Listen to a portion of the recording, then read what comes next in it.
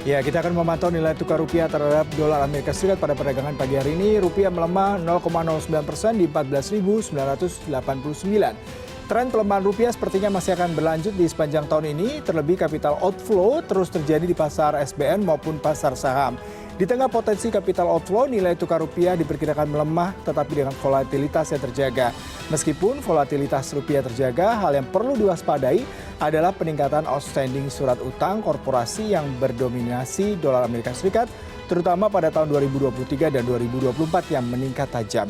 Besaran surat utang korporasi pada tahun 2023 berasal dari Pertamina, Inalum, dan juga Pelabuhan Indonesia yang mencapai 6,75 miliar US dollar. Selanjutnya kita lihat bagaimana pembukaan Bursa Saham Indonesia atau ISG pada perdagangan sesi pertama. Kita ajak Anda untuk memantaunya. Pagi hari ini ada kabar baik, ISG menguat 0,03% di 6.724. Pergerakan ISG memang akan dibayangi oleh sentimen negatif dari dalam negeri. Salah satunya adalah penjualan retail bulan Mei yang naik 2,9% secara tahunan dari sebelumnya 8,5% di bulan April. Ini mengindikasikan dampak negatif dari kenaikan inflasi terhadap konsumsi masyarakat. Selain itu, pelaku pasar masih menunggu rilis neraca perdagangan Indonesia pada pekan ini. Bila neraca perdagangan kembali surplus, efeknya akan positif bagi ISG. Pelaku pasar juga akan mencermati pertumbuhan ekonomi Tiongkok kuartal 2 di 2022 dan sejumlah data ekonomi penting lainnya. Investor juga masih berhati-hati menantikan data inflasi Amerika Serikat.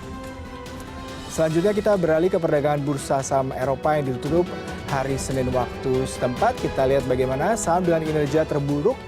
Dapat kita lihat di sini adalah Euro Stock, FTSE DAX, dan CAC semua bervariasi. Yang menguat adalah FTSE 100 menguat 7.196 hanya 0,0%.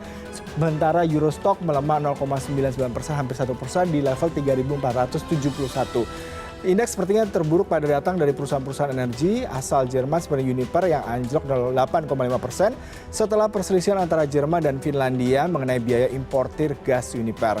Sementara itu saham Dufry yang merupakan perusahaan perjalanan retail asal Swiss naik tajam hingga 6% setelah perusahaannya setuju untuk membeli catering bandara.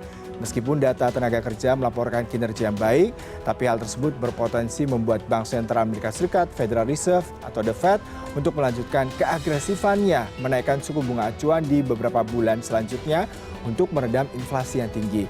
Investor di Inggris masih akan mencermati perkembangan situasi politik yang tidak pasti setelah Perdana Menteri Boris Johnson mengundurkan diri pekan lalu.